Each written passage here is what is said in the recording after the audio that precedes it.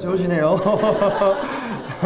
제가 아브라함 할 때 가서 봤는데 그런 것도 관찰을 좀 했거든요. 네, 점심 드시고 나서 급기억이 상태가 네, 안 좋아지시더라고요. 그래서 네, 오전은 괜찮겠다 싶습니다, 지금. 네. 그리고 제가 지금 드린 그 원고에 보시면 제가 그 내용이 제가 리허설을 해봤는데 생각보다 많아서 다 다루면 시간을 오버하더라고요. 그래서 적당히 제가 다루고 넘어가거든요. 그래서 내용이 있는데 이것도 좀 너무 궁금하다 하신 것은 쉬는 시간이나 점심시간이나 끝나고 나도 오셔서 이렇게 문의하시면 제가 성의껏 답변을 해드리도록 하겠습니다. 자, 두 번째 시간 다윗의 성장과 시련 시작하도록 하겠습니다. 자, 앞서서 눈부신 승리를 거두었던 다윗이 온 이스라엘 가운데 드러나게 됩니다.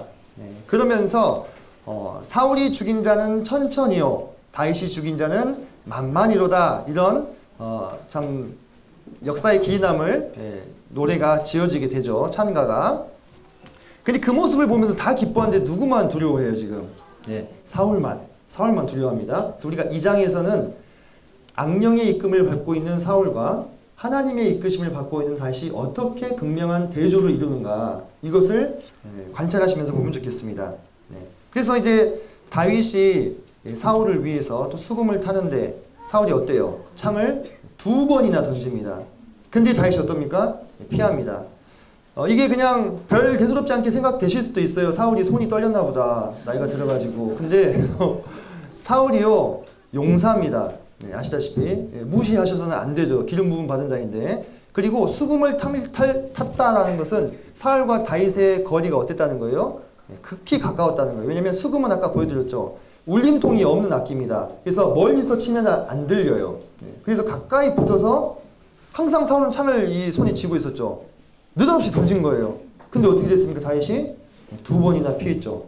그 모습을 보면서 사울이 무슨 생각을 했겠습니까? 내 왕위를 빼앗을 자가 바로 저 녀석이구나. 사무엘의 말이 퍼뜩 떠올랐을 것입니다. 그래서 이제 두려우니까 그를 군대의 장으로 삼아서 내보냈는데 그가 어디로 향하든지 어떻습니까? 지혜롭게 행하는 것을 볼 수 있습니다. 하나님이 함께 하시는 자, 그리고 사단의 휘둘림을 당하고 있는 자, 어떻습니까? 그의 삶에 나타나는 현상들이 너무나 대조를 이루고 있죠. 한 사람은 많은 사람들의 사랑을 받고 많은 사람을 유익되게 하는 반면, 다른 한 사람은 왜곡된 마음을 가지고 그 사람을 시기하고 질투하고 어떻게든 넘어뜨리려고 하고 죽이려 하고, 그런 심리적인 상태들을 우리가 관찰할 수가 있다는 것이죠. 자, 그래서 이제 사울이 마음속의 생각에 자기 손으로 못 죽이니까 이제 누구를 이용하려고 해요? 딸들을. 이게 증오가 사람을 이렇게 어떻게 보면 비참하게 만들어요. 저도 딸을 키우고 있는 사람이거든요. 근데 딸을 지금 다윗을 죽이려고 이용한다. 참 안타깝죠. 물론 그때 당시 딸에 대한 인식이 지금과는 많이 달랐습니다만은 좀 안타까운 거죠. 근데 메랍과의 결혼 제안에 다윗은 나는 천하고 가난한 사람이다, 이렇게 겸양의 덕을 보이고 있습니다. 참 그의 중심과 인격의 한 면모를 우리가 엿볼 수 있는 그런 장면이 될 뿐만 아니라, 당시 왕의 부마가 된다고 하는 것은, 사위가 된다고 하는 것은 많은 지참금을 요구했죠. 근데 다윗이 현실적으로도 그와 같은 것들은 감당할 수 없는 그런 상황이었다는 거예요. 그러니까 이제 사울이 어때요? 목적은 결혼시키는 게 아니니까 아무것도 원하지 않고 양피 100개만 원하신다. 양피 100개는 곧 블레셋 사람의 목숨 100명분을 요구한다는 거예요. 다윗이 참 어떻게 보면 순진합니다. 사실 다윗이 조금만 머리가 돌아간다면 이것 봐라 좀 이상한데, 저번에도 창을 2번이나 던지더니 다 블레셋 사람 100명을 죽이라고? 이거 나 죽이겠다는 얘기 아니야? 이런 생각을 할 수 있거든요. 근데 어때요? 아이고 감사합니다 하고는 2배로 죽여가지고 갖다 바치죠. 전혀 사울이 무슨 의도로 지금 결혼을 시키려고 하는지를 파악을 실은 잘 못하고 있었다는 상황이 되겠죠. 어리기도 했거니와 그의 마음이 아직은 순전한 것을 우리가 볼 수가 있습니다.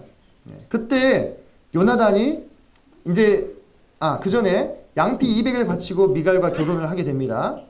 이제 사울은 그때 죽을 줄 알았는데 안 죽었어. 그러니까 또 다른 계책을 쓰죠. 아예 드러내놓고 모든 신하와 요나단 앞에서 어떻게 얘기합니까? 다윗을 죽여라, 이렇게 얘기를 합니다. 청정병력 같은 소리죠.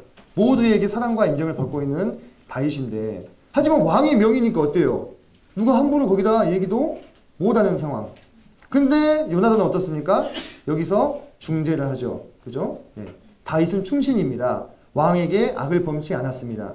그러니까 우리는 요나단을 보면서 정말 참 친구란 어떤 모습인가를 생각해 볼 수 있는 거예요. 잘 나가고 잘 될 때 친한 사람은 어때요? 친한 것은 누구나 할 수 있습니다. 그죠? 근데 내가 어렵고 힘들고 궁지에 몰렸을 때 나를 변호해주고 나를 두둔해줄 수 있는 사람은 어때요? 그건 참 드문 거예요. 특히 온 세상에 반대를 받고 있을 때. 근데 요나단은 그것을 행하는 것입니다. 그래서 우리도 생각해 볼 수 있겠죠. 나에게 그런 친구가 있는가?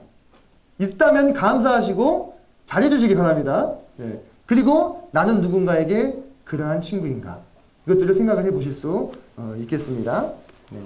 이제 사울이 또 악신이 들렸어요. 다윗이 또 수금을 타러 가요. 얼마나 두려웠겠습니까? 이 사람이 갑작스러운 일을 당하면 뭐가 생깁니까? 트라우마가 생기죠. 또 던지는 거 아니야? 근데 치러 가야 돼. 그 다윗의 심정 한번 생각해 보시고. 근데 역시나 이번에도 어떻게 해요? 창을 던져버리잖아요. 그래서 그는 기브아에 있는 자기 집으로 도망을 가게 됩니다. 그러자 사울이 어떻게 합니까? 죽이려고 사람을 따라 보내죠.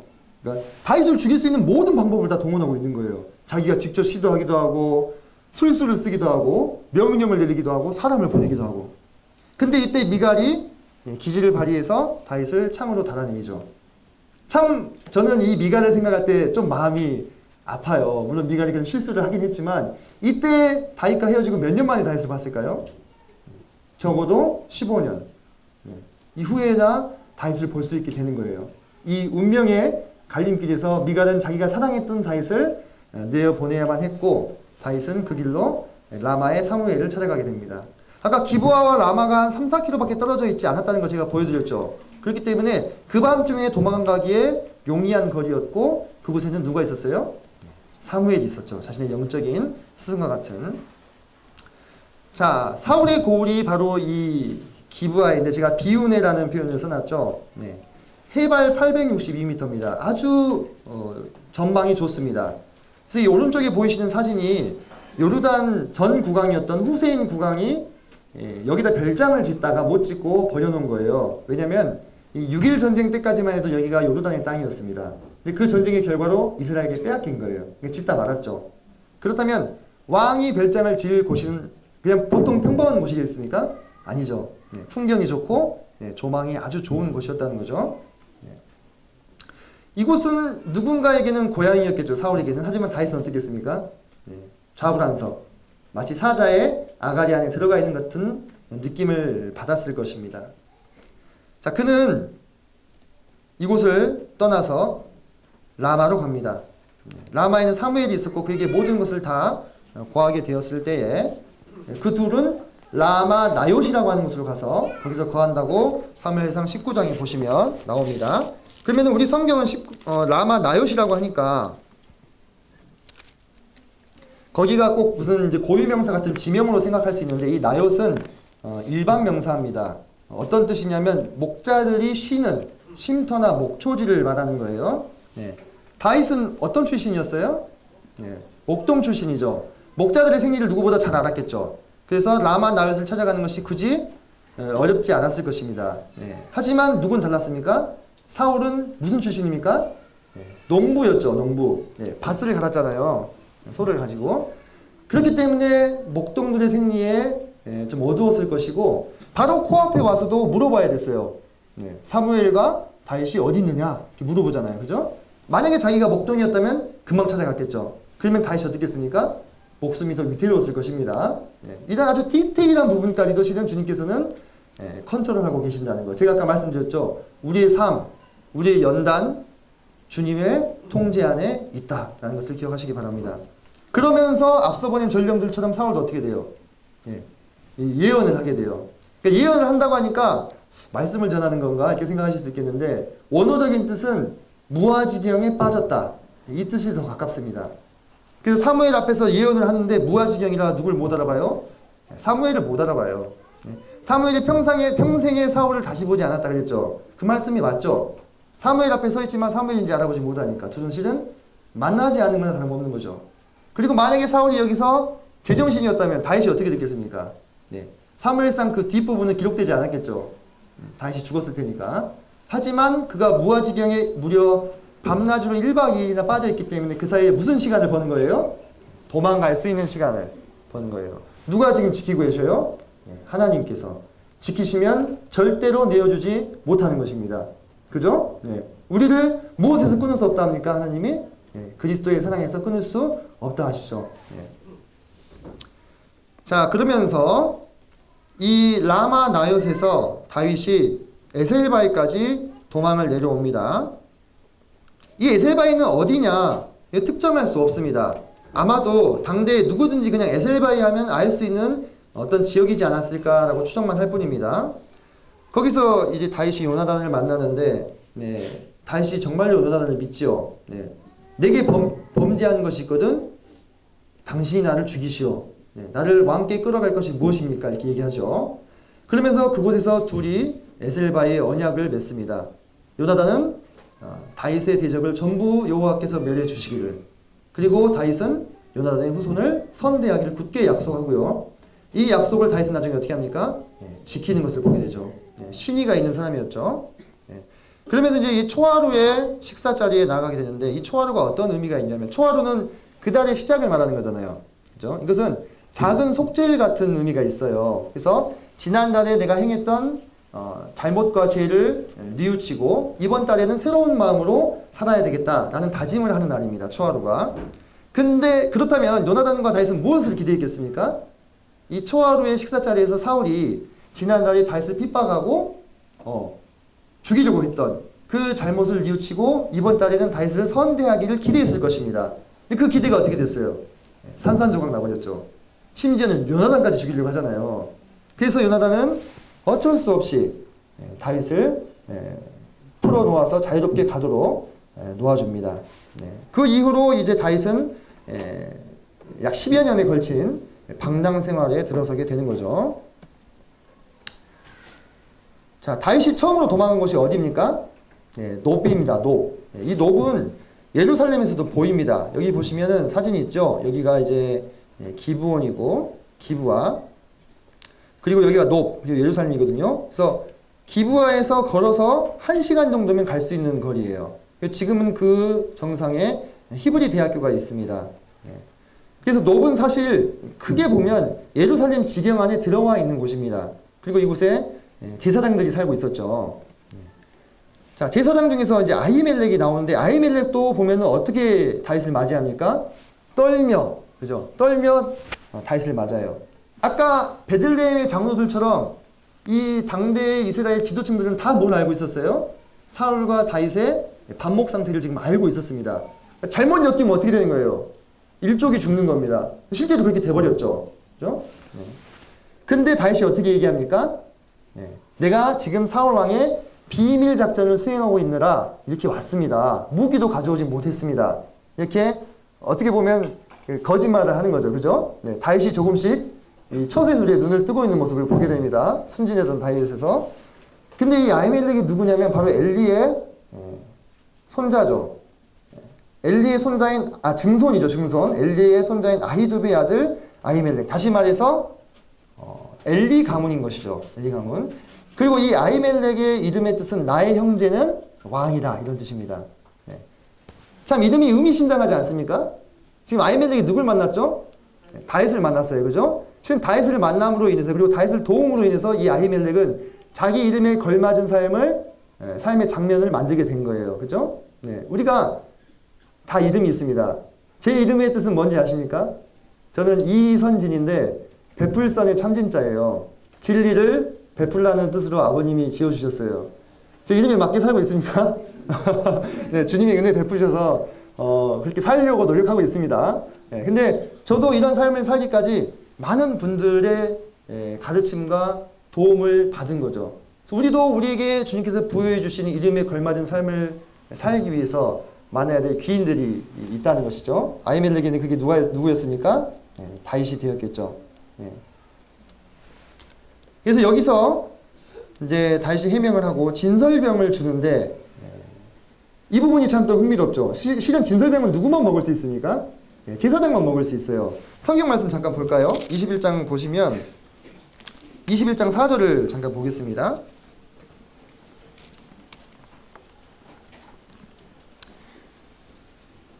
21장 4절을 보시면 제사장이 다윗에게 대답하여 이르되 보통 떡은 내 수중에 없으나 거룩한 떡은 있나니 진설병을 말하는 것이죠. 그 소년들이 여자를 가까이만 하지 아니하였으면 주리라 하는지라. 뭐 특이점 발견하신 거 없으십니까? 네. 잘 보십시오. 지금 진설병을 먹을 조건으로 여자를 가까이 하지 않은 거, 이 조건을 지금 내걸고 있죠. 아히멜렉이. 그죠? 근데 그 조건을 누구에게만 적용하고 있습니까? 소년들에게만 적용하고 있어요. 누구에게 적용하지 않아요? 다윗에게는 적용하지 않습니다. 너와 네 소년들이 여자를 가까이 하지 않았으면 주리라가 아니라 소년들이 가까이 하지 않았으면 주리라는 거예요. 그러면 아히멜렉의 인식 가운데서는 다윗은 어떤 사람으로 인식이 되고 있는 거예요? 먹을 수 있는 사람으로 인식이 되고 있는 것입니다. 그래서 저는 이런 것들을 봤을 때 전체는 아니겠지만 적어도 이스라엘과 유다의 지도층들 사이에서는 다윗이 하나님의 왕이자 장차 제사장의 역할을 감당할 수 있는 가능성을 보고 있지 않았을까 하는 생각이 드는 것입니다. 왜 그러냐면 다윗이 누구의 예표예요? 메시아의 예표죠. 메시아는 어떤 뜻입니까? 기름 부음을 받은 자. 그러면 구약시대의 기름 부음을 받은 사람은 누구밖에 없어요? 왕과 선지자와 제사장. 그렇다면 다윗이 보여줘야 되는 모습은 몇 가지인 거예요? 세 가지를 다 보여줘야 되는 거예요. 왕으로서, 선지자로서, 제사장으로서. 우리가 오늘 그런 것들을 하나하나 확인을 하실 수 있을 것입니다. 자, 그러면서 근데 우리가 이 드라마를 보면 항상 이 불안한 상황을 예견하는 뭐가 있어요? 복선이 있죠. 거기에 누가 있었습니까? 에돔 사람 도액이 있었습니다. 그가 그 모든 상황들을 지켜보고 있었어요. 도액은 이름의 뜻이 걱정하는 자 또는 눈치 보는 자였습니다. 근데 이게 좋은 의미로 쓰이면 다른 사람의 형편을 잘 신경 쓰는 자라는 뜻이에요. 근데 그는 그 이름의 의미에 안 좋은 뜻으로 살았죠. 그죠? 걱정하고 눈치 보고 하나님의 기름 부으신 다윗을 알아보지 못하고 그를 사울 왕에게 고발하는 역할을 하게 됩니다. 뒤에서 좀 더 살펴보도록 하겠습니다. 그래서 이제 다윗이 거기서 골리앗의 칼까지 얻어가지고 가드 땅으로 도망을 치게 되는데 참 아이러니한 것이 지금 이 다윗이 찬 칼이 누구 거예요? 골리앗 거죠. 골리앗의 칼을 들고 골리앗 고향을 지금 찾아가는 겁니다.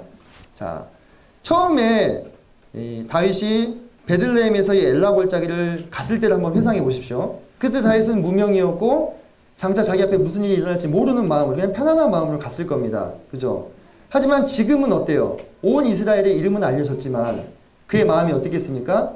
쫓기고 불안하고 두려워하고 있었을 것입니다. 참 기구한 운명이 되겠죠. 가드 사람들이 다윗이 누군지는 잘 몰랐을지라도 그 얼굴은 뭔 알아봤겠어요? 칼은 알아봤겠죠. 칼. 그죠? 골리앗은 가드의 전쟁 영웅이었어요. 그 고을에 이름이 자자했던 사람이라고요. 그 사람의 칼을 못 알아봤겠습니까? 그 사람 칼 만져준 사람도 있었을지도 몰라요. 대장장이가. 그래서 이 다윗은 블레셋 사람들에게 잡히게 되죠. 실은 사무엘상에는 잡혔다는 표현은 없지만 우리가 시편 56편의 표제를 보면은 블레셋 사람들에게 잡힌 때 이렇게 나옵니다. 그죠? 그래서 우리가 삼손을 한번 회상해 보십시오. 삼손이 블레셋의 원수 되었을 때, 삼손이 잡혔을 때 그 사람들 어떻게 했어요? 두 눈을 뽑고 맷돌질을 시켰죠. 다윗은 그 전에 있던 수없이 많은 전투를 통해서 누굴 많이 죽였습니까? 블레셋 사람들을 많이 죽였잖아요. 그 블레셋 사람들 입장에서 다윗은 일단은 원수죠. 그죠? 잡혔을 가능성이 높고. 그래서 우리가 메시아 시편에 나오는 그 같은 다윗의 어떤 표현들이 걔들이 나를 둘러싸고 나의 수족을 휘젓다 이런 것들을 그냥 시구적인 표현으로 보시는 분들이 있어요. 왜냐하면 다윗이 그런 적이 없지 않느냐. 근데 저는 이때의 경험이 그에게 영감을 주지 않았을까 하는 생각을 하게 됩니다. 근데 이 다윗에 대해서 그 신하들이 어떻게 평가합니까? 이는 사울이 죽인 자는 천천히요 다윗이 죽인 자는 만만이라고 평가받던 그 사람 아닙니까?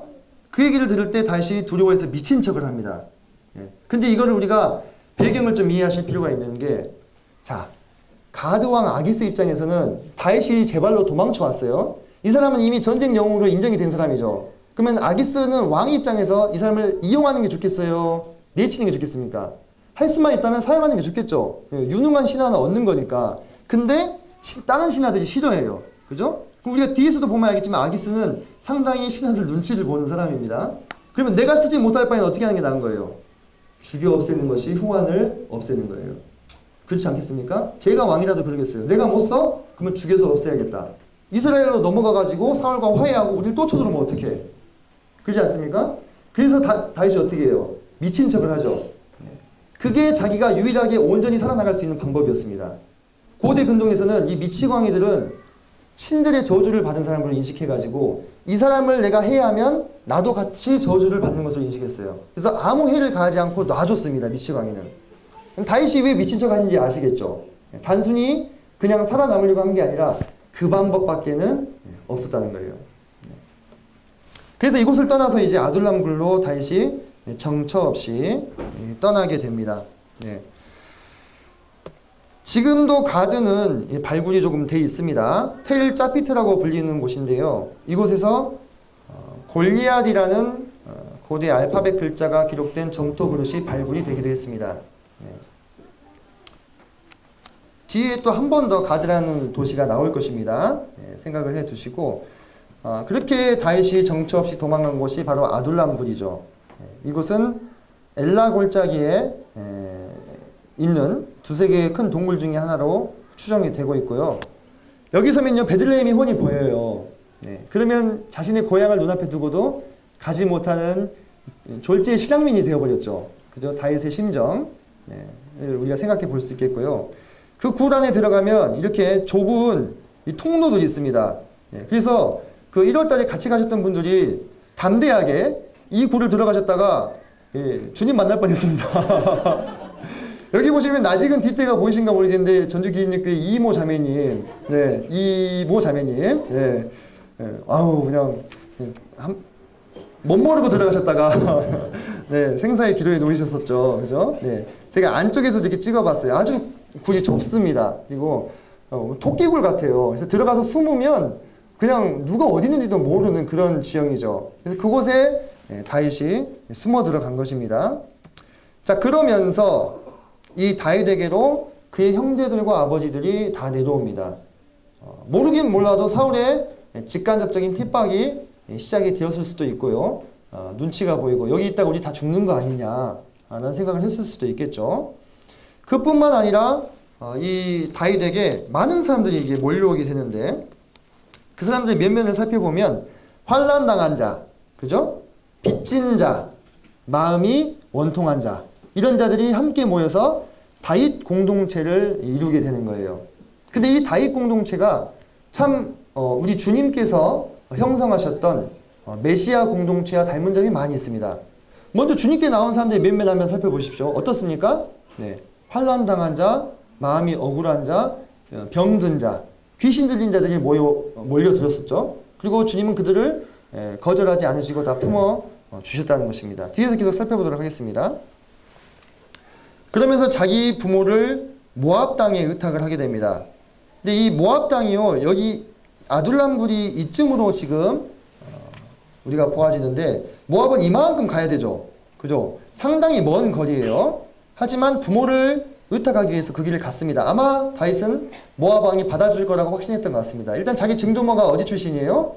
모압 출신 룻이 있지 않습니까? 그죠? 그리고 모압 왕 입장에서도 이 카드를 들고 있는 것이 나쁜 선택이 아니죠. 그죠? 사울과 지금 다윗이 서로 반목하고 있는 상황에서 어떻게 보면 다윗의 부모는 다윗을 내가 컨트롤할 수 있는 인질 역할을 해줄 수 있는 거죠. 거부할 이유가 없죠. 그래서 우리는 그냥 성경의 소설이 그냥 흘러간다 생각하지만 그 배우의 정치적인 의도, 그죠? 문화적인 배경, 역사 지리적인 배경들을 살필 때 그 본문이 입체적으로 우리 가운데서 드러나게 되는 것입니다. 참고하시길 바라고.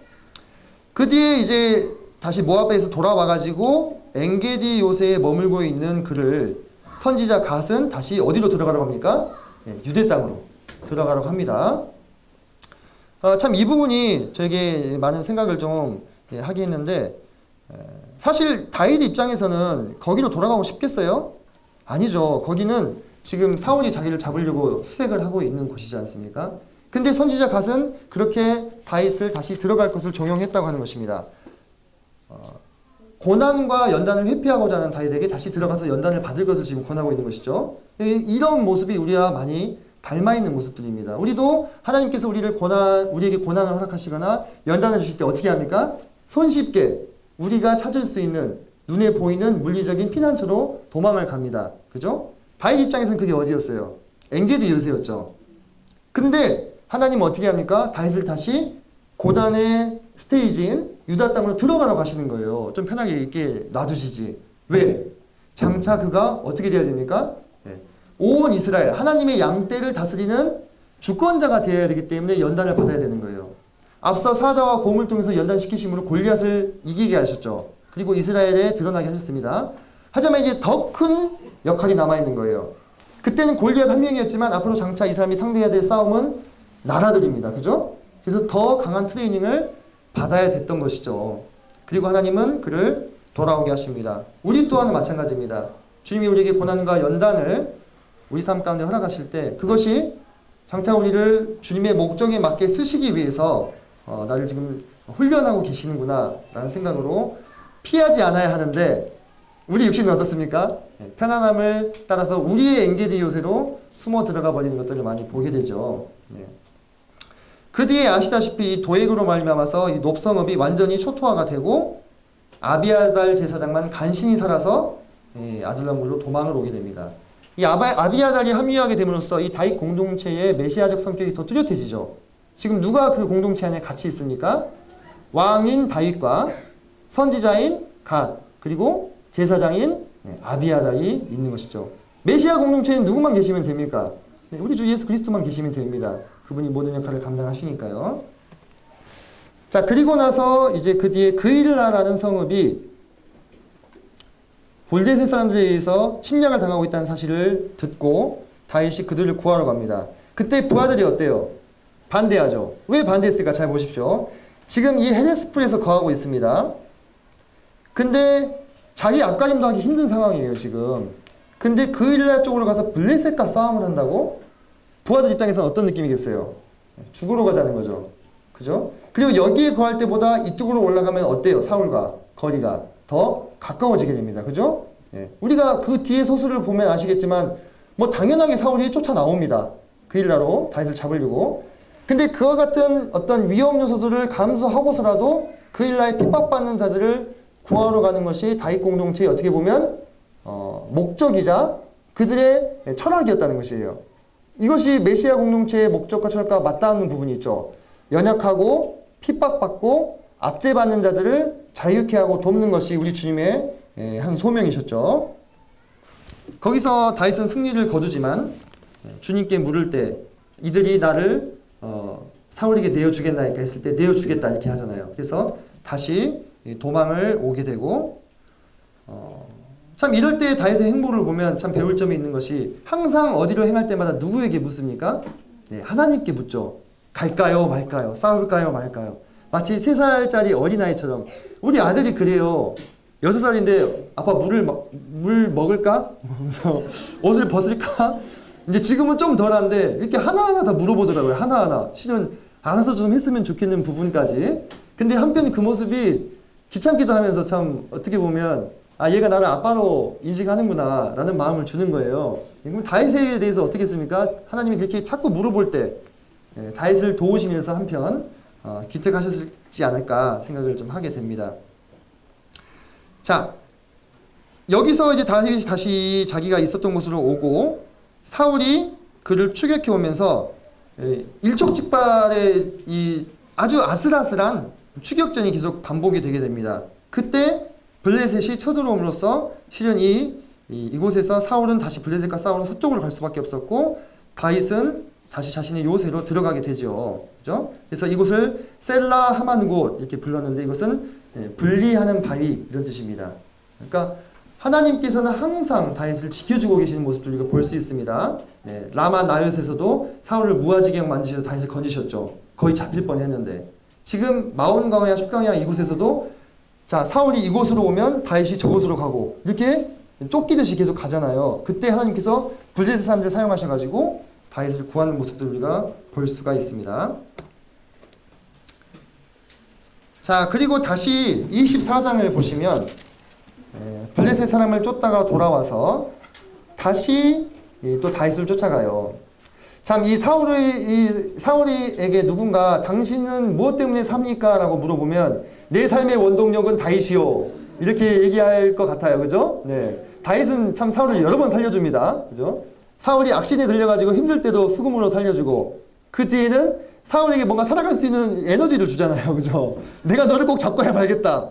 네, 사람이 이렇게 도끼를 품으면 이 생기가 돋거든요. 뭔가 하고 싶어지고. 네. 여하튼 어떤 의미로든 간에 다윗은 사울을 살리고 있고, 여기서 한 가지 사건이 발생하게 되는데, 이 엔게디에 있는 한 동굴에 사울이 이제 뒤를 보러 들어갑니다. 용변을 보러.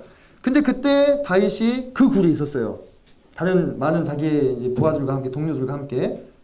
그러니까 그들이 봤을 때는 어떻습니까? 이 기회는 지금 절호의 찬스죠. 아, 드디어 하나님이 당신의 원수를 당신의 손에 맡기셨습니다. 근데 다윗이 어떻게 합니까? 죽이지 않죠. 왜?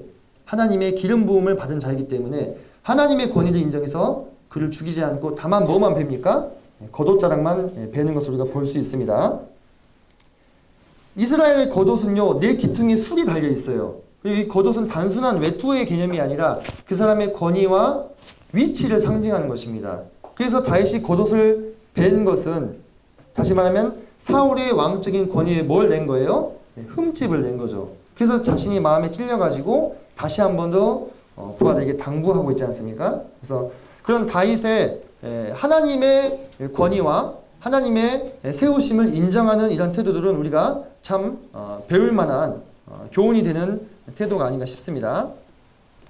그러면서 이곳에서 사울이 참 놀랍게도 자기 입으로 누가 왕권을 이을 것에 대해서 얘기합니까? 다윗이 왕권을 이을 것에 대해서 이야기를 하는 것을 우리가 볼 수 있어요. 24장 20절을 보면 보라 나는 내가 반드시 왕이 될 것을 알고, 알면 좀 평화롭게 이양해주면 될 것을 사서 고생을 하셨죠, 사울. 그게 어떻게 보면 우리 인간의 어리석음이에요.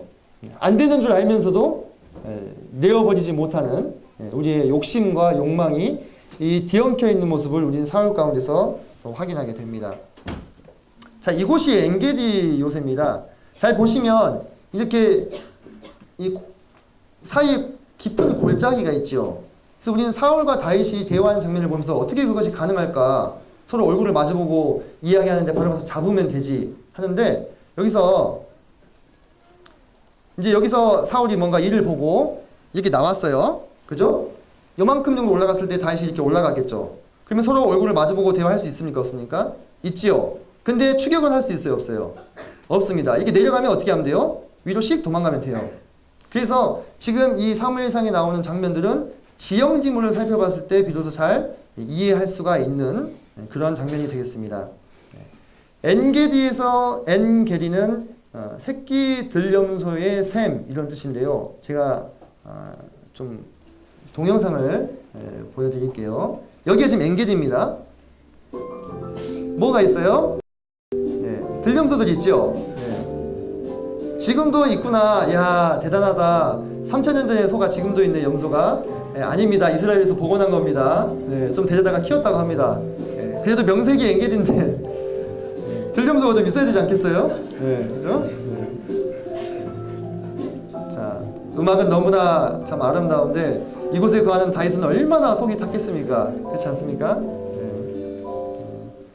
자, 그리고 이거는 엔게디 안에 있는 폭포의 모습이에요. 저희가 1월달에 갔을 때 찍어온 것인데요. 어떻습니까? 물이 아주 풍부하죠. 그러니까 여기만 보면은 야, 이 주변이 다 이런가 보다 생각하실 수 있는데, 여기서 한 몇십 분만 걸어 나가면요, 그냥 땅이 쩍쩍 갈라지는 그냥 광야입니다. 그래서 이곳이 다윗과 그의 다윗 공동체의 어떤 피난처가 될 수 있었다는 거죠. 물을 구하기 쉬웠기 때문에. 그렇죠. 자, 그러는 와중에 누가 돌아가십니까? 사무엘이 돌아가시죠. 사무엘상 25장 1절을 보시면 사무엘이 죽음에 온 이스라엘 무리가 모여 그를 두고 슬피 울며, 이렇게 얘기합니다. 우리가 어떤 사람이 어떻게 그 일생을 살았는지를 알려면 뭘 보면 된다고 합니까? 그의 장례식을 보면 알 수 있다고 얘기하죠.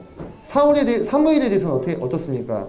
온 이스라엘 무리가 모여서 그를 들고 슬피 울었다. 이 모습만 보더라도 사무엘이 얼마나 이스라엘을 위해서 헌신되어진 삶을 살았으며 이스라엘 사람들의 존경을 받았는가 하는 부분들을 우리가 익히 짐작할 수 있죠. 그러면서 또 저는 뭐 우리도 우리의 마지막의 삶의 마지막 모습이 어떠해야 하겠는가에 대해서 한 번쯤 생각해 볼 수 있을 것입니다. 자, 이 25장에서 아주 결정적인 사건은 나발과 아비가일, 그죠? 이 사람과 이제 다윗이 만났던 사건이 되겠습니다. 광야에서 이 나발의 이 목동들이 양을 칠 때 다윗이 어떻게 했어요? 아주 정성스럽고 친절하게 보호해 줬습니다. 사실 다윗 입장에서는 물불 가릴 처지가 아니죠. 그냥 도적들을 변해가지고 당장에 그 양떼를 취해서 그냥 가져간다 할지라도 좀 이상할 것이 없지만 다윗 공동체의 철학, 그들의 지향점은 그게 아니었죠. 그죠? 그래서 지켜줬어요. 그러면 우리가 다윗이 지켜준 대가로 뭔가 좀 주기를 바라는 장면이 뭐 다윗이 생색을 내나 이렇게 생각하실 수 있겠는데 그렇지 않습니다. 왜냐? 그때 당시에 이 목동들은요, 이 광야에 나가서 양을 칠 때 최소한 20% 정도까지는 양을 잃어버릴 각오를 하고 나갑니다. 그러니까 양 주인이 목동들에게 양을 맡길 때 한 20%는 잃어버려도 묻지 않는 거예요. 네. 그만큼 척박했어요. 그리고 목동이라는 이 직업 자체가 고단했습니다. 근데 다윗 덕분에 어때요? 하나도 잃지 않고 다 보존해서 왔어요. 그렇다면 이제 얘기가 달라지죠. 다윗이 이것에 대해서 어느 정도 자신을 선대해 줄 것을 능히 요구할 수 있는 상황이었다는 것입니다. 그리고 꼭 그런 것이 아니더라도 중동에서 손님이 왔어요. 그럼 어떻게 해요? 아주 융숭하게 대접하는 것이 관례였어요. 근데 나발은 어떻습니까? 그런 어떤 그 당시의 상식을 완전히 무시하는 사람이었죠. 그리고 아주 다윗을 멸시하는데 그 표현을 우리가 좀 살펴보겠습니다. 25장 10절입니다. 나발이 다윗의 사원들에게 대답하여 이르되 다윗은 누구며 이새의 아들은 누구냐? 이새의 아들인지까지 알면서 누구냐고 물어보네요. 요즘에 각기 주인에게서 억지로 떠나는 종이 많도다. 그래서 11절에 어디서 왔는지도 알지 못하는 근본 없는 놈 취급하는 거예요. 그죠? 그러니까 이게 단순히 한 사람을 멸시한 것이 아니라 여호와의 기름 부으심을 받고 장차 왕으로 세워질 사람을 멸시했다는 점에서 그는 결국 누구를 멸시하고 있는 것입니까? 하나님을 멸시하고 있는 거예요. 그래서 치심을 받아서 죽잖아요. 그죠? 손인 대접 한 번 안 했다고 죽는다고 하면 너무 억울하지 않겠습니까? 근데 그것이 아니라는 거죠. 이 장면에서 우리가 캐치해야 될 것은 그가 지금 여호와의 기름 부으심 받은 자를 멸시함으로 말미암아 하나님을 멸시하고 있는 모습을 보게 되고, 이에 대해서 아비가일은 아주 지혜롭게 대처합니다. 아주 드물게 아비가일이 다윗에게 호소하는 호소문이 전부 실리고 있는 것을 보게 되죠. 이 구약 성경 시대에는 여자가 아주 사람 취급을 많이 못 받았기 때문에 이 여자의 기록이 남겨져 있는 것을 우리가 참 유념해서 봐야 될 필요가 있습니다. 예를 들면 뭐 드보라와 바락의 노래라든지, 그죠? 미리암의 노래라든지, 한나의 노래 몇 명 안 됩니다. 그리고 여기서 이제 이 아비가일의 호소문인데, 호소문을 보면요, 나발과 너무 대조가 돼요. 나발은 근본 없는 사람 취급했는데 아비가일은 이 호소문 속에서 주라는 표현을 거의 뭐 10번 가깝게 쓰면서, 그죠? 그러면서 다윗을 공경하고 있는 모습을 보여줍니다. 이 아비가일의 지혜로운 대처로 나발은 그날에는 목숨 잃는 것을 유보당했지만 결국 하나님의 치심을 받았고, 이와 같은 사건들이 다윗에게 교훈을 주었을 것입니다. 어떤 교훈을 주었을까요? 나의 원수는 내 손으로 치지 않아도 하나님께서 대신 보수해 주시는구나. 그것을 다윗이 배우게 되었다는 것입니다. 그래서 그와 같은 보수하시는 하나님께 자신의 원수 갚는 것을 맡기는 것을 우리는 시편을 통해서 많이 관찰할 수가 있습니다. 아비가일은 다윗을 따라가서 행복했을까요? 행복하지 않았을까요? 뭐 생각하기 나름이지 않겠습니까? 오늘날 기준으로 보면은 다윗이 뭐 못해도 부인이 한 20여 분 계셨던 것 같은데 그 중에 하나였잖아요, 아비가일. 그죠? 그리고 아비가일이 낳은 아들이 길랍인데 일찍 죽었거나 병든 것으로 이렇게 봅니다. 참 사람의 인생이 기구하죠. 그죠? 하지만 아비가일은 그의 지혜와 또 지혜로서 다윗을 옆에서 잘 동역해주는 동역자가 되지 않았을까 하는 생각은 하게 됩니다. 자, 그리고 이제 10광야에서 10사람들이 반복해서 이 다윗을 계속해서 고발을 합니다. 사울에게. 그때 다시 한번 사울이 다윗을 치러 들어오게 되는데, 26장 사건을 보시면 사울과 그의 군장됐던 아브넬이 깊이 잠들어 있는 모습을 보게 되는데, 이 여호와께서 깊이 잠들게 하다에서 쓰였던 이 히브리 원어가 어디랑 똑같냐면 하나님이 아담에게 갈빗대를 취하실 때 아담을 깊이 잠들게 했던 그 원어와 같습니다. 그러니까 하나님이 주시는 잠이에요. 이 사람들 사울과 아브넬이 너무 피곤해가지고 잠든 것도 있겠지만 하나님이 잠들게 하신 거예요. 이게 무슨 얘기입니까? 지금 이 구역을 누가 통제하고 있다는 거예요?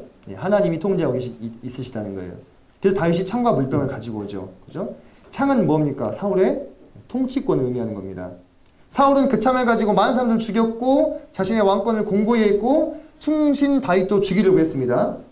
그의 무력과 그의 권세를 의미하는 창을 다윗은 빼앗았는데 어떻게 합니까? 그냥 돌려줘요, 다시. 그죠? 사울은 그렇게 집착하고 있는 것을 다윗은 아무렇지도 않게 돌려줘 버려요. 누가 이긴 거예요? 다윗이 이긴 거죠. 사울이 어쩌면 참 마음이 비참했을 수도 있겠죠. 그는 그렇게 집착하고 얻고자 했던 권세와 권력을 다윗은 너무나 손쉽게 취하고 다시 또 돌려주는 것을 보면서 우리는 삼가 누구도 악에게 지지 말고 선으로 악을 이기라 하신 말씀을 떠올려 볼 수 있을 것입니다. 자, 그리고 나서 이제 다윗이 스스로 생각하기를 내가 계속해서 이렇게 지내다가는 사울의 손에 잡힐 것 같으니까 다시 블레셋의 가드를 찾아가죠. 근데 이 가드가 처음에 찾아가서 미친 척 했을 때는 거의 다윗 혼자 갔었죠. 지금의 다윗의 입지는 어떻습니까? 다윗 공동체 600여 명의 추종자들과 함께 당당히 다시 나타났죠. 600명이면 거의 용병 대장인 거예요, 이 다윗이. 그래서 이번에는 아기스가 그를 저번처럼 그렇게 할 수는 없었겠죠. 근데 그렇다고 이 다윗을 왕도인 가드에 두기는 좀 부담스러워요. 그렇지 않겠습니까? 블레셋 사람들도 아니니까. 그래서 다윗이 그러한 어떤 정황들을 교묘하게 잘 살펴서 그에게 시글락이라는 성읍을 받아냅니다. 그죠? 그 장면을 보면은 지방성읍 가운데 한 곳을 주십시오라고 27장 5절에 보면 나오죠. 여기서 이제 지방성읍이라고 이게 번역이 됐는데 좀 더 원어에 가까운 해석을 하면 변두리에 있는 성읍을 하나 주십시오 이렇게 얘기합니다. 네. 그러면 아기스 입장에서는 이 가드에 다윗을 둠으로써 야기되는 불필요한 긴장들을 해소시킬 수도 있고 국경지대의 수비를 누구에게 맡길 수 있는 거예요? 다윗에게 맡길 수 있는 거예요. 그런 어떤 정치적인 계산에 따라서 다윗에게 이 시글락 성읍을 준 것이지 아기스가 아주 뭐랄까 대인배고 다윗 팬이어서 이렇게 준 것이 아닙니다. 다 그런 이유가 있기 때문에 맡기는 거죠. 이득을 따라서. 네. 자, 그리고 나서 다윗이 그 시글락에서 한 1년 4개월 정도를 머무르게 되는데 그때 다윗이 친 족속들이 보면은 나옵니다. 그슬 사람, 그 다음에 기르스인, 그 다음에 아말렉 이런 사람들이 나오죠. 자, 보시면 이곳이 이제 시글락이고요. 그슬 사람과 기르스 사람과 아말렉 사람이 이쪽에 이렇게 자리 잡고 있었습니다. 실은 이 싸움이 블레셋을 위해서 싸운 싸움 같이 보이실지 모르겠지만 이 사람들이 거하고 있는 이 선은요, 이 유다 지파가 교육을 하는 교육로였습니다. 이 유다 지파의 교육로에 거주하고 있는 사람들을 제거함으로써 결국은 누구를 위한 싸움을 싸운 거예요? 네, 자기 동족인 유다 지파 사람들을 위해서 교육로를 깨끗하게 정리를 해준 거예요. 그리고는 가드왕 아기스한테는 뭐라고 얘기합니까? 내가 유다 지파 족속의 성읍들을 쳤습니다. 이렇게 얘기하잖아요. 그죠? 다시 또 거짓말하는 장면이 나오죠. 그죠? 근데 이런 것을 이제 성경에서는 굳이 허물하고 있지는 않습니다만 저는 이제 이렇게 개인적으로 분별이 되더라고요. 다윗의 생애부터 죽음까지 쭉 이렇게 살피면서 다윗이 드디어 세상이 어떤지를 배우고 있구나. 네, 그래서 그 순진했던 그 다윗이 조금씩 세상의 때가 뛰어가고 있는 것이 아닌가라는 생각을 했는데 너무 과한 해석입니까? 네, 우리가 마음 가운데 다윗에 대해서 많이 미화되어 있는 부분들이 좀 있습니다. 없지 않아. 네, 차근차근 알아보도록 하겠습니다. 자, 이곳이 시글락입니다. 보시기에도 아주 그냥 평범하죠. 네, 그리고 호젓한 그런 곳인데 변방의 성읍이기 때문에 그랬겠죠. 가드로부터 남쪽으로 약 40km. 다시 말해서 블레셋의 남쪽 경계선을 이루고 있는 도시였습니다. 그곳에서 다윗이 약 1년 4개월 정도 머물렀었죠. 자, 그러면서 이제 다시 블레셋이 히브리인들을 치기 위해서 아벡이라고 하는 도시에 모입니다. 자, 생각해 보시면 여기 블레셋이 있고 아까 우리가 싸움은 이 가운데 있는 이 쉐펠라에서 이루어졌었는데 왜 이번에는 굳이 블레셋 사람들이 이렇게 북쪽까지 올라갔을까? 라는 의문에 대해서 잠시 뒤에 더 자세하게 설명을 해드리겠습니다. 이제 왕이 소집하니까 당연히 그 당시에 이 가드왕 아기스를 따르는 방백들이 다 소집이 되었겠죠. 다윗도 마찬가지였을 것이고요. 근데 블레셋 방백들이 여전히 다윗에 대해서 어때요? 경계의 눈초리를 늦추지 않습니다. 이는 사울의 죽인 자는 천천히요 다윗이 죽인 자는 만만이로다 한 그 다윗이 아닙니까? 참 이 노래가 오래가요. 지금도 블레셋 사람들이 기억하고 있을 정도로. 네. 그래서 이 아기스가 다윗에게 야 너는 좀 안 되겠다. 나는 너를 의심하지 않는데 다른 블레셋 방백들이 너를 싫어하니까 넌 돌아가거라 이렇게 얘기합니다. 근데 다윗이 아주 절묘한 대답을 합니다. 저는 이런 부분들이 다윗의 뭐 이렇게 간교하다라고까지는 표현하기 어렵겠지만 아주 실용적인 그런 모습들을 보여주게 되는데 사무엘상 29장이죠. 29장 보면은 8절에 보면 내가 무엇을 하였나이까? 내가 당신 앞에 오늘까지 있는 동안에 당신이 종에게서 무엇을 보셨기에 내가 가서 내 주 왕의 원수와 싸우지 못하게 하시나이까? 이렇게 이야기하죠. 근데 여기서 아기스는 내 주 왕을 누구로 알아들었겠어요? 자기 자신으로 알아들었을 것입니다. 다윗이 속내는 어땠을지 모르죠. 사실 다윗은 아기스를 따라가고 있지만 마음가운데는 어떤 근심이 있었겠어요? 내가 지금 사울과 싸워야 하나? 라는 생각을 하고 있지 않았겠습니까? 종전에 그의 행보를 보면 알 수 있죠. 2번이나 살려줬잖아요. 그죠? 그 사람과 지금 싸우고 유다 사람들과 이제 진짜로 원수가 돼야 될 상황에서 모르긴 몰라도 이 상황을 지혜롭게 타개할 수 있도록 기도하고 있었을지도 모르겠습니다. 그때 하나님께서 이렇게 방백들을 사용하셔서 그가 명분과 실리를 다 취할 수 있도록 해주시죠. 여기서 내주왕이 사울일지 아기스일지는 다윗만 알겠죠. 그죠? 예. 사울일 수도 있지 않았겠습니까? 그래서 원수가 누구예요? 아기스를 뒤에서 치면 사울과 화해할 수 있겠죠. 블레셋 사람들 말처럼. 그리고 나서 아말렉으로 돌아와 봤더니 아말렉이 아니죠. 시글락으로 돌아와 봤더니 어떤 사단이 일어났어요. 자기들이 그 성읍을 비운 사이에 아말렉 족속이 쳐들어와서 시글락을 온통 다 털어가고 사람들을 다 잡아간 상황이 된 것입니다. 이때 얼마나 사람들이 낙담했던지 다윗을 돌로 치다고 하죠. 그죠? 이 상황에서 우리는 위기를 마주하는 다윗의 자세를 봅니다. 사람은요, 위기에 봉착하면 본심이 나오는 거예요. 그죠? 예, 그의 진심이 나오고 그의 중심이 나옵니다. 다윗이 여기서 누구를 힘입습니까? 예, 여호와 하나님을 힘입습니다. 우리가 한번 비교해 볼까요? 사울은 이제 지금 대치 상황이잖아요. 그죠? 이 블레셋 사람들이 이제 올라갔어요. 싸우려고. 사울과 대치한 상태에서 그 위기 상황에서 사울의 중심이 나오는데 그게 뭐였습니까? 엔돌의 신접한 여인을 찾아갑니다. 그죠? 그 중심이 이렇게 대조가 되는 거예요. 아까부터 쭉 이어지고 있죠. 하나님의 인도하심을 받는 사람과 사단의 휘둘림을 받는 자의 대조. 생각해 보시기 바랍니다. 그러면서 그가 여호와를 힘입고 용기를 얻어서 다시 힘을 내어서 자기의 추종자들을 데리고 지쳐있는 200명을 놓고 400명과 함께 추격에 나섰는데 그때 버려진 애굽인 종을 발견하죠. 이게 실은 그때 당시의 상식으로는 당연한 일이었습니다. 아말렉 족속들은 힘을 의지하는 사람들이었어요. 그죠? 강자를 의지하고 강자를 추종하고 강함에 의지되어 있는 사람들이었어요. 그러니까 쓸모없어진 애굽인 종은 어때요? 이건 고깃 덩어리 이상이 아닌 거예요. 이거 버리고 간 거예요. 죽으라고.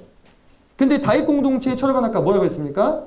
약자와 압제받는 자와 애통한 자를 돕는 것이 다윗 공동체의 목적이자 철학이라고 했죠. 그래서 이 애굽인 종을 살리고 먹을 것을 주는 모습을 보게 됩니다. 결국은 그렇게 베풀었던 은혜로 말미암아서 아말렉 족속의 행보를 파악하게 되고 다윗은 마치 굶주린 사자처럼 새끼를 빼앗긴 앙곰처럼 아말렉 족속들을 모두 다 물리쳐 버립니다. 그때 기록을 보시면 성경에 도망친 사람이 400명이에요. 지금 다윗이 데리고 간 사람이 몇 명이에요? 다윗이 데리고 간 사람이 400명인데 도망친 사람이 그 수와 같을 정도로 커다란 승리를 거둔 거예요. 그러면 칼에 죽임당한 자의 숫자는 헤아릴 수 없었겠죠. 그죠? 그때 이제 다윗이 어마어마한 전리품과 사람들을 하나도 잃지 않고 데리고 오는데 여기서 우리는 좋은 리더 다윗의 모습을 보게 됩니다. 좋은 리더로 점점 더 또 세워지고 보게 됩니다. 1번 우리가 살펴봤을 것이고요. 2번 3번에서 보면 이미 여호수아서와 민수기서에 보면은 하나님께서 이렇게 말씀하셨어요. 너희 원수들에게서 탈취한 것을 너희 형제와 나누라. 그죠? 그리고 절반은 회중에게 주고, 회중은 전쟁터에 나가지 않았지만 이렇게 나눠주는 것은 뭐냐? 이 전리품은 누가 얻게 하셨다는 거예요? 하나님께서 얻게 하셨다는 겁니다. 그러면 이런 개념 속에는 무엇이 숨겨져 있냐면 구원은 하나님께로부터 난다. 그죠? 전쟁의 승리는 하나님께로부터 난다. 전쟁은 하나님께 말미암았다는 사상이 숨어있기 때문에 그로부터 얻어낸 전리품도 또한 누가 주신 거예요? 하나님이 주신 거예요. 이것은 내 사유 재산이 아니기 때문에 내가 권리를 다 주장할 수 없다는 거죠. 그것을 다윗은 어떻게 하고 있었습니까? 정확하게 인식하고 있었죠. 그러므로 말미암아 자기 형제들에게 그것을 나눠주는 것을 보게 됩니다. 시간이 많이 오버됐는데 조금 빠르게 진행을 좀 하겠습니다. 자, 우리가 블레셋이 아까 북쪽으로 갔던 것을 보았다 했는데요. 자, 여기 이곳이 아벡이죠. 그죠? 블레셋의 도시에서 아벡으로 이렇게 올라갔습니다. 잘 보시면 이게 이제 해안길이라고 해서 비아 마리스라고 부릅니다. 그리고 이것은 이제 왕의 대로라고 부릅니다. 왜 이들이 아벡이라는 내륙 쪽으로 더 들어왔느냐? 이쪽에 이 블레셋 평화가, 사론 평화가 있는데 여기가 습지예요. 그러면은 군대가 이동하기 힘들겠죠. 그래서 아벡으로 들어온 것입니다. 그리고 아벡에서 전에 홈리와 비나스하고도 싸웠었죠. 그런 이유가 있어요. 여기서 결집해서 올라가서 싸우는데 왜 싸웠느냐? 이 전장은 무기또 근처에였습니다. 길보아 산이었죠. 그죠? 여기를 블레셋이 장악하게 되면은 이 비아마리스 해변길과 왕의 대로가 합쳐지는 이 북쪽 이스라엘 지역을 누가 통제할 수 있게 되는 거예요? 블레셋이 통제할 수 있게 됩니다. 교역로를 확보하게 되겠죠. 그러면 더 많은 돈을 얻게 되고 더 군사력을 강화시킬 수 있는데 누가 눈에 가시예요? 사울이 눈에 가신 거예요. 그래서 사울을 치려고 위로 올라갔던 것입니다. 이 동일한 장면이 뒤에서 또 반복이 됩니다. 실제 우리가 가서 찍은 사진인데요. 자, 여기는 지금 갈멜산에서 지금 찍은 사진입니다. 보시면 여기가 모래산이고 길보아 산입니다. 아마 이쯤 모래산 쪽에 블레셋이 진을 치고 길보아 산에도 이스라엘군이 대치해 있는 상황이었을 것입니다. 서로 싸우기 위해서. 이날의 전투가 맹렬해서 사울과 그의 아들들이 모두 죽임을 당하게 됩니다. 그리고 블레셋 사람들은 사울의 시체를 훼손하죠. 목을 자르고 벳산 성벽에 못 박는 것을 보게 되죠. 그들로서는 자신들의 힘을 과시하는 일이었을 것입니다. 근데 이때 길르앗 야베스 사람들이 이들을 찾아와서 사울과 그 아들들의 시신을 수습하게 되고 그 소식을 들은 다윗은 애가를 지어서 활의 노래라고 부르죠. 이들을 기념하게 됩니다. 자, 이 사울과 그의 아들들이 못 박혔던 벳산입니다. 이곳은 우리가 신약성경에 보면 데가볼리라는 것이 나오죠. 데카폴리스에서 10개의 도시가 연맹체를 이루고 있는 것을 데가볼리라고 부르는데요. 이 데가볼리는 다 그리스 로마식 도시들입니다. 근데 그 그리스 로마식 데가볼리 중에서 유일하게 요단강 서편 쪽에 있는 도시가 바로 이 벳산입니다. 지금도 찾아가 보면 로마 때 유물들이 많이 남아 있어요. 근데 그곳까지 와서 이 사울을 수습해 준 사람들이 바로 이 길르앗 야베스 사람들인데요. 이들이 사울과 관계가 있습니다. 베냐민 지파가 레위인 첩사건 때문에 완전히 다 몰락하게 되죠. 그리고 600명만 남은 상황이 있었습니다. 그때 그들의 아내를 구해줄 때 바로 이 길르앗 야베스 사람들의 여인 400명을 데려다가 아내로 삼아줍니다. 다시 말해서 이 길르앗 야베스 사람들은 사울의 먼 외척이 되는 거예요. 그죠? 그리고 암몬 왕 나하스가 쳐들어왔을 때 사울이 통치 초기에 1년 정도 됐을 때 온 이스라엘을 다 모아서 가서 이 길르앗 야베스를 구해주는데 그때로부터 지금 시간이 몇 년 정도 흘렀어요. 길보아산 전투까지 약 40년 정도 걸렸습니다. 지금 여기 앉아 계신 분들 중에서 40살이 안 되시는 분, 되시는 분 들라고 하면 좀 죄송스러우니까 별로 안 되시네요. 여러분이 사신 것보다 더 많은 세월이 지났는데도 기억하고 있다는 거예요. 길르앗 야베스 사람들이 40년이 지난 일을 기억하고 은혜를 갚는다는 것은요 쉽지 않은 일이죠. 그죠? 그만큼 이 사람들이 사울의 은혜를 크게 생각하지 않았겠느냐라는 것을 알 수가 있고요. 지금 여기 요단강이 보이시죠? 요단강 서쪽입니다. 벳산은 동쪽이 길라 산지예요. 여기서 밤새지 건너와서 사울의 시체를 그리고 아들들의 시체를 수습을 해준 것이죠. 네. 자, 정리를 하겠습니다. 다윗은 10년 동안의 방랑 생활을 통해서 장래의 이스라엘의 왕으로서 하나님의 양들을 돌아볼 그러한 역량을 키우는 하나님의 연단의 시간을 가졌습니다. 그는 그 가운데 메시아적 성격의 공동체를 세웠고 수없이 많은 위기 가운데서 누가 지켜주셨어요? 하나님이 지켜주셨어요. 그래서 이 광야 학교에서 다윗은 좋은 리더로서 성장을 하게 되고 사울과 그 아들들의 죽음으로 말미암아 한 시대가 마감하는 것을 우리가 보게 됐습니다. 네, 이상으로 2교시를 마치도록 하겠습니다.